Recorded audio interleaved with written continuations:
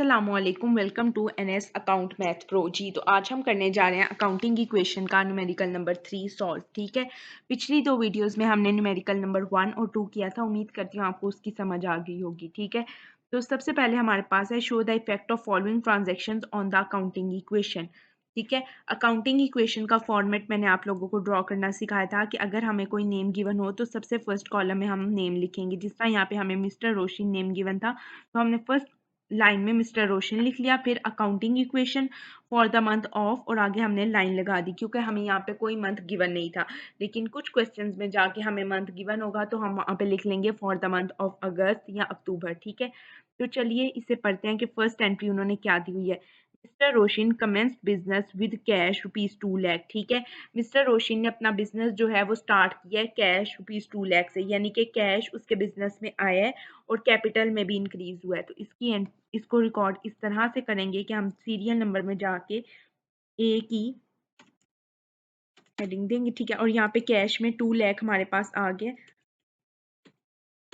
ठीक है, और कैपिटल में भी हमारे पास 2 लाख आया है। ठीक है, बी वाली जो एंट्री है वो है ही परचेज फर्नीचर फॉर ₹10,000। उसने फर्नीचर परचेज किया, फर्नीचर उसके पास आ गया और कैश उससे चला गया। तो इसको हम इस तरह से रिकॉर्ड करेंगे कि यहाँ पे बी की हेडिंग देंगे और फर्नीचर हमारे पास कितने का हमने फर्नीचर लिया, 10,000 का फर्नीचर हमारे पास आ गया और कैश हमसे चला गया। तो यहाँ पे माइनस का साइन शो करवा के 10,000 की अमाउंट लिख देंगे और जो अगला वाला कॉलम होगा उसमें हम इसको बैलेंस कर देंगे। हम 2 लाख में से 10,000 माइनस करेंगे तो हमारे पास अमाउंट आ जाएगी 1,90,000 और 10,000 एज इट इज़ नीचे आ जाएगा और ये कैपिटल की अमाउंट 2 लाख भी एज इट इज़ नीचे आ जाएगी।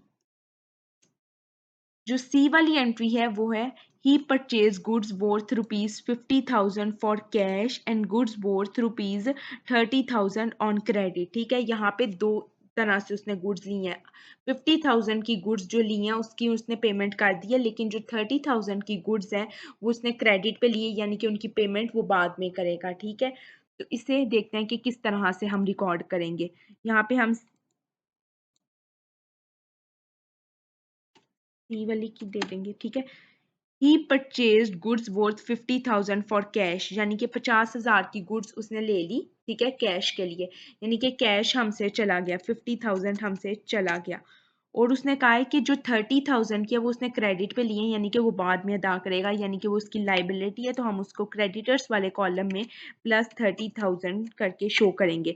तो 50 और 30 जब हम दोनों मिलाएंगे तो हमारे पास 80,000 आ जाएगा। तो टोटल उसने गुड्स जो ली हैं वो 80,000 की ली हैं और जिसमें से उसने 50,000 का कैश पे कर दिया, जबकि 30,000 उसकी लाइबिलिटी है वो बाद में पे करेगा फ्यूचर में। ठीक है, तो चलिए इसे बैलेंस कर लेते हैं।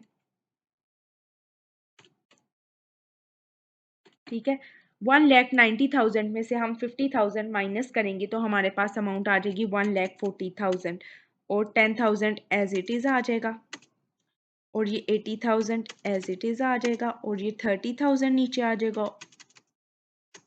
और यहाँ पे 2 लाख एज इट इज़ आ जाएगा। ठीक है, जो नेक्स्ट वाली एंट्री है डी वाली, he sold goods to Salim for ₹20,000 costing ₹17,000 on credit basis. ठीक है, उसने कुछ गुड्स जो है वो सलीम को दे दी हैं। ठीक है, क्रेडिट बेसिस पे, यानी कि उसकी अमाउंट जो है वो से बाद में रिसीव होगी, यानी कि उसने अकाउंट रिसीवेबल या फिर डेटर्स, यानी कि यहाँ पे डेटर्स या फिर हम अकाउंट रिसीवेबल वाले कॉलम में लिखेंगे। यानी कि उसे अभी हम उसने गुड्स सोल्ड तो कर दिए हैं लेकिन उसको अभी पैसे वापस नहीं मिले, तो इस कॉलम में हम एंट्री करेंगे। गुड्स की एक्चुअल अमाउंट जो थी वो थी 17,000, उसने कितने की सोल्ड किया है 20,000। जब भी लफ्ज़ कॉस्टिंग आए ना, कॉस्टिंग हमेशा हमने गुड्स वाले में से माइनस करने। ठीक है, और गुड्स की अमाउंट थी 20,000। 20,000 में से हम 17,000 माइनस करें तो हमारे पास 3,000 जो है वो प्रॉफिट आया हमारा। 3,000 हम जो है वो अपने कैपिटल वाले कॉलम में लिखेंगे। ठीक है, तो चलिए इसे रिकॉर्ड करते हैं।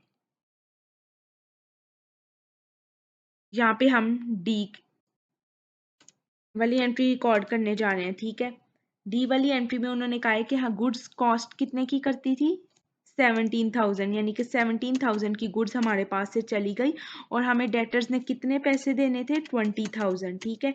और जब हम इन दोनों का डिफरेंस फाइंड करेंगे तो हमारे पास 3,000 आ जाएगा, जो कि 3,000 हम कैपिटल के कॉलम में ऐड करेंगे, जो कि हमारा प्रॉफिट है, ठीक है। अब इसको भी हम बैलेंस कर लेंगे।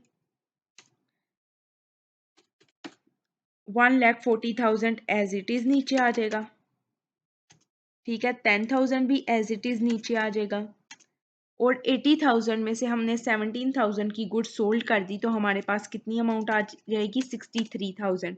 और ये 20,000 एज इट इज नीचे आ जाएगा और ये 30,000 एज इट इज नीचे आ जाएगा। और जब हम 2 लाख में 3,000 ऐड करेंगे तो हमारे पास अमाउंट बनेगी 2,03,000, ठीक है। तो चलिए अब हम रिकॉर्ड करते हैं ई वाली entry. He withdrew cash for personal use, ठीक है। 3,000 का कैश जो है वो उसने पर्सनल यूज के लिए विड्रॉ कर लिए, यानी कि जो भी ये हमारा एक्सपेंस है। और हमें पता है कि जो एक्सपेंस हो वो हमेशा हम कैपिटल में से माइनस करते हैं, यानी कि कैश भी हमसे गया और कैपिटल में से भी हम माइनस करेंगे। तो चलिए इसे रिकॉर्ड करते हैं। यहाँ पे हम ई वाली एंट्री की हेडिंग देंगे और यहाँ पे कितने का उसने विड्रू कैश किया? 2,000 का, नहीं 3,000 का, ठीक है। यहाँ में से यहाँ पे हम माइनस कर देंगे 3,000 और कैपिटल में से भी हम 3,000 माइनस कर देंगे, क्योंकि ये हमारा एक्सपेंस है। और फिर हम बैलेंस कर लेंगे इसको। 1,40,000 में से हम 3,000 माइनस करें तो हमारे पास अमाउंट आती है 1,37,000। 10,000 एज इट इज नीचे आ जाएगा और 63,000 एज इट इज नीचे आ जाएगा और 20,000 भी एज इट इज नीचे आ जाएगा और 30,000 और 2,03,000 में से हम 3,000 माइनस करेंगे तो दोबारा हमारे पास 2 लाख अमाउंट आ जाएगी, ठीक है। अब हम रिकॉर्ड करते हैं एफ वाली entry. He paid rent of building ₹2,000, ठीक है। उसने रेंट जो है बिल्डिंग का वो पे किया है, यानी कि कैश में से भी माइनस होगा और ये हमारा एक्सपेंस है, तो इस वजह से ये कैपिटल में से भी माइनस होगा। तो अब हम यहाँ पे एफ वाले की हेडिंग दे के ट्रांजेक्शन की 2,000 उसने पे किया रेंट ऑफ बिल्डिंग, तो माइनस होगा कैश में से 2,000 और यहाँ पे कैपिटल में से भी 2,000 को हम माइनस करेंगे और फिर हम इसको बैलेंस कर लेंगे, ठीक है। 1,37,000 में से 2,000 हम माइनस करें तो हमारे पास अमाउंट आएगी 1,35,000 और 10,000 एज इट इज आ जाएगा और 63,000 एज इट इज आ जाएगा, 20,000 एज इट इज आ जाएगा और 30,000 एज इट इज आ जाएगा और 2 लाख में से हम 2,000 माइनस करेंगे तो हमारे पास अमाउंट आ जाएगी 1,98,000, ठीक है। अब हम इस वाली इन तमाम अमाउंट्स को प्लस करेंगे, तो चलिए इसको कैलकुलेटर पे प्लस कर लेते हैं। 1,35,000, ठीक है, प्लस 10,000 प्लस 63,000 प्लस 20,000 प्लस, एक मिनट जी, बस इतनी है। तो ये हमारे पास आ जाएगी, सॉरी, 2,28,000। ये मैंने एक और बार प्रेस कर दिया इसलिए ये हमारे पास आंसर आ गया 2,28,000। यहाँ पे हम लिखेंगे 2,28,000 और इन वाली अमाउंट्स को प्लस करेंगे 1,98,000 में 30,000 प्लस